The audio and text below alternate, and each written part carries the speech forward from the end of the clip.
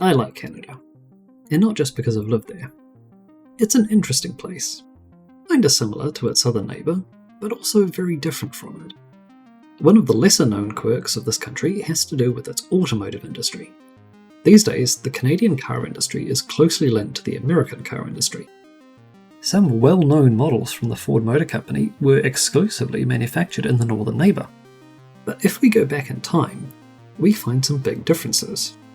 For several reasons, the Big Three made a few unique models for the Great White North. One of the biggest contributing factors was that the Big Three had specific dealer networks after the Second World War. The companies split their networks into two main divisions. The Ford Motor Company had Ford and Lincoln Mercury. General Motors had Chevrolet Oldsmobile Cadillac and Pontiac Buick GMC. And the Chrysler Corporation had Dodge DeSoto and Plymouth Chrysler Fargo. This video will discuss Ford's efforts. Larger cities usually had a dealership from each network, but smaller rural towns usually just had one, so any dealer had to offer a full range of vehicles. Starting in 1946, Ford of Canada produced the Mercury 114 so that Lincoln Mercury dealers would have an entry-level car. Also in that year, those dealers started offering Mercury trucks and vans. That way, if a country town only had a Lincoln Mercury dealership, the farmers could still buy trucks locally. After 1968, Mercury stopped producing their own commercial vehicles. I'm not entirely sure why. All the sources I can find say that it was because of the Auto Pact and the removal of tariffs, but that doesn't answer the question of split dealer networks. Did the Lincoln Mercury dealers start selling Ford trucks? Hopefully someone can clear this up in the comments. Anyway, unique models weren't the only northern oddities. In decades past, Canada had exclusive car brands. But why? The Ford dealer network didn't offer anything other than Ford-branded vehicles, so they didn't have any upmarket cars. Lincoln and Mercury were a completely separate network. So, in 1946, Ford launched the Monarch brand to fill the void. Essentially, the Monarch was a rebadged Mercury that could be sold through Ford dealers.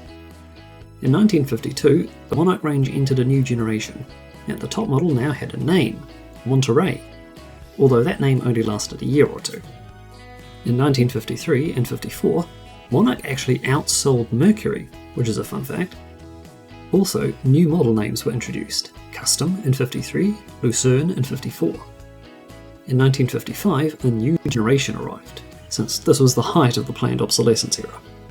Monarch now offered three series or trim levels: the base model Custom, the mid-range Lucerne, and the new top-level Richelieu. Model names and trim levels were interchangeable terms back then, it was very confusing. In 1957, there was a new generation, again, and the Custom series was dropped. But there was a new submodel called Phaeton, which gave the cars extra decorations. There was no Monarch range for 1958, because the brand was discontinued to make way for Edsel, which went so poorly that Monarch came back the very next year and immediately sold twice as many cars as Edsel had. The 1959 Monarch had three series again. The Lucerne and Richelieu were back, and there was a new top trim, Sceptre. The cars got a significant mid-cycle refresh for 1960. The next year there was another new generation, and the 61 model had one of the biggest grille badges of any car. Seriously, you could see that crown from a mile off. This year the range was trimmed down, only the Richelieu was left. In 1962, the Monarch brand was discontinued again, this time for good. Ford now offered the Galaxy 500 to fill the upmarket segment that Monarch was designed for, so the extra brand was no longer needed. The Monarch name sort of made a comeback in 1975, but it was just a Mercury model. Now we have to rewind, back to the 40s. Unlike Ford, the Lincoln Mercury network didn't offer any low-priced cars, apart from the Mercury 114. So, in 1949, the Meteor nameplate appeared, to give those dealers something to offer. Essentially, the Meteor was a rebadged Ford that could be sold through Mercury dealers. In fact, the first Meteor was basically a 1949 Ford with a Mercury grille. For the 1952 model line, Meteor borrowed the names from Ford, Custom Line, Mainline, and later Crest Line, but the cars now used Mercury dashboards. For 1954, Meteor came up with its own names: Bordeaux for the top spec and Niagara for the mid-range. The base model was just called Meteor. America's obsession with planned obsolescence was now in full swing, and so the Ford and Meteor model line would get either a facelift or a new generation every year.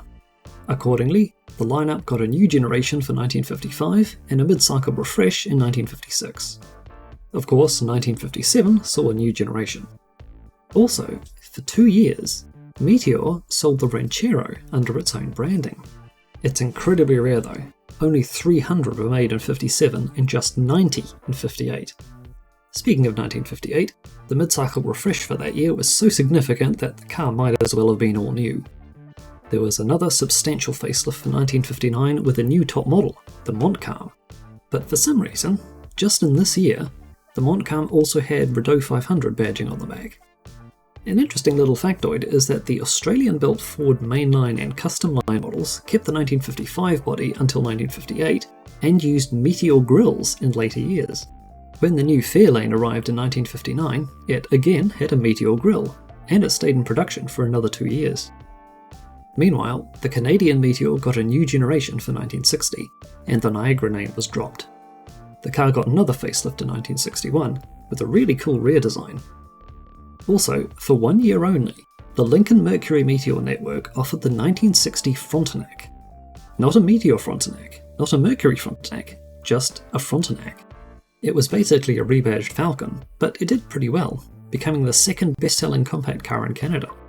The next year, the Frontenac was replaced by another single-name car, the 1961 Comet, which was imported from down south and rode on the same platform. The Comet was then adopted by Mercury, so as of 1962 it was called a Mercury Comet. Also in 1962, the Meteor Mark was retired to make way for the new mid-size Mercury Meteor, but that car didn't sell all that well, so Ford discontinued it at the end of 1963 and Meteor returned in 64. This time, however, the new Meteors were based on the full-size Mercury instead of the Ford like they used to be.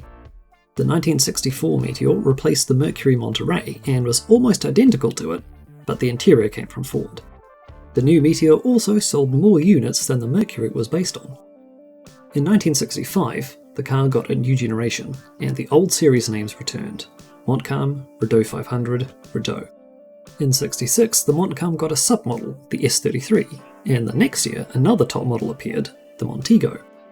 In 1968, there was a significant change. The brochures referred to the car as Meteor by Mercury, indicating that the brands were starting to merge. Also, the top-level Montego trim was renamed Lemoyne, since Mercury took the Montego name for its own new model. There was a new generation for 1969, and this time the brochures introduced it as a Lincoln Mercury Meteor. Going into the 1970s, the Meteor was slowly absorbed into the full-size Mercury lineup it was based on.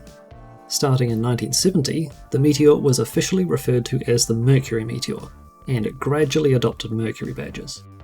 Relics of the old brand lingered though. The trim levels were still called Montcalm and Rideau 500, but only until 1976. After that, the Meteor name became a trim level of the Mercury Marquis, although the last year of that would be 1981. And so, Ford's Canadian experiments came to an end. Ford's situation in Canada gave them a fascinating opportunity to sell cars specifically tailored to Canadian tastes, and with unique Canadian identities. Ford went big on giving their Monarch and Meteor cars some Canada-specific names, like Niagara, Rideau, Richelieu, and Frontenac, and they really went to town with putting Canadiana in the car brochures. The Monarch brand lasted 15 model years in total, while Meteor lasted over 20 years. Interestingly, both marques took a short pause when Ford thought they had something to replace them with, which failed both times, so they had to bring the old names back. Remarkably, each brand managed to outsell Mercury at some point, and Meteor was the fourth best-selling car marque in Canada during its heyday. But when you really think about it, the split network didn't make much sense for Ford, since they only owned 3 car brands initially. They had to set up Monarch so that Ford dealers could sell Mercurys, and they started Meteor so that Lincoln Mercury dealers could sell Fords, not to mention that Mercury also had to sell trucks. If they just had a single Ford Mercury Lincoln network the whole time, they wouldn't have had that problem. After the turn of the century, Ford even stopped offering the Mercury brand in Canada, and the dealership networks combined to become Ford Lincoln. However, the Mercury Grand Marquis continued to be sold in Canada through Ford Lincoln dealers until it ended production in 2011. In that year, Ford decided to cancel Mercury entirely, partly due to the financial crisis, but also because they kept offering higher and higher trim levels of Ford-branded cars, intruding into Mercury's lineup. With that brand gone, Ford essentially produces what Mercury once did. They seem to forget the fact that Ford literally invented the low-cost people's car. Thank you for watching, and I'll see you in another video.